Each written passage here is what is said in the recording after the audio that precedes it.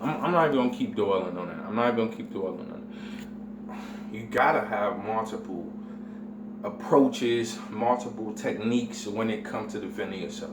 No, I'm not saying you gotta be Jet Li. No, I'm not saying you gotta be Jackie Chan. No, I'm not saying you gotta be Bruce Lee. No, I'm not saying you gotta be Mayweather or Ben Henderson or Conor McGregor. No, I'm not saying those things at all. But you gotta, just like in life, you don't do the same thing every day. Oh yeah, you might be on your phone on Facebook, but sometimes you're on Twitter, and then sometimes you're on Instagram, and then sometimes you hang with him, but then sometimes you hang with her. And when you hang with him, you gotta act this way, and when you hang with her, you gotta act that way. And when you go there, you gotta act this way. When you go there, you gotta dress this way. Don't say you don't, because when you gotta go to school, you wear a uniform. When you go to school, you dress the way you wouldn't dress going to the club. So it's the same way when these techniques arise. You can't handle every situation the same. Example, a big dude, I can't just punch him in the face. I mean, you may be like, how you gonna grab him? It's simple. It's gonna be easier for me to lock up with him and now maneuver his power against him versus just being here where his 400 pounds is going against my 300 pounds. I'm gonna lose. He has more physical power than me. I have to have an advantage over him somewhere. And that's where the other techniques come into play. Same way if it's a little guy, yeah, I can probably dominate him. Yeah, I could probably punch his face out, blah, blah, blah, whatever it may be when it comes to defending myself. But what if he's quicker? What if he's quicker than my hands? What if he's moving more agilely? Then more agilely.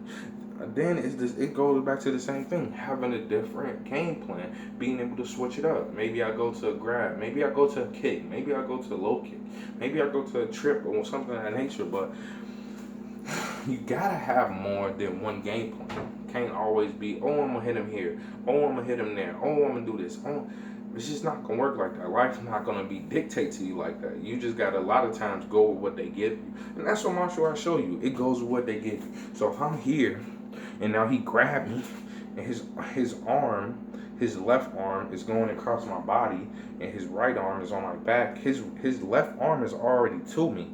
I already have his left arm. There I can armbar. Boom. Just that simple. I can armbar. Just with these same motions I'm making right now, I can armbar, put him in a ton of pain. And now I go from control from there. Now I move here, still controlling the arm, working him to the ground. I mean, it's a simple concept. He here grabbing me, and most people be like, just punch him.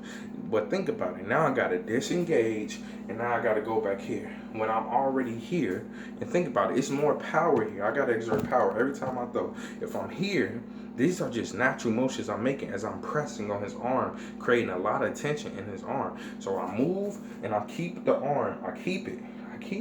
Let me bring it up some. I keep his arm like this. I'm gonna have it lower and closer to my center of gravity, but this is how I'm gonna have his arm. Now I could probably switch and go under, and now I'm here, putting the pressure on his arm. From there I can drop down to the ground. He's in a bad situation. Then I can get up, step to the face, and run off. I'm good. He's done. He's gonna need a moment to regather his thoughts before he's ready to come and chase me. And I mean, it works even greater if he has a buddy. So now after he's down, I instantly back up. His guy come, and now I can handle him. Now I can address him.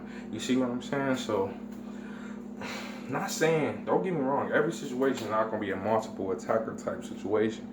But more than likely when it is, you're not going to know. You're going to probably think, oh, it's a one-on-one type thing. It's just him. He's all alone. That's exactly why I got to have a quick mentality. Quick. I'm not trying to stand here all day and prize fight with him. And I say prize fight because what prize fighters do, they go 12 rounds, 11 rounds. We not trying to fucking do that.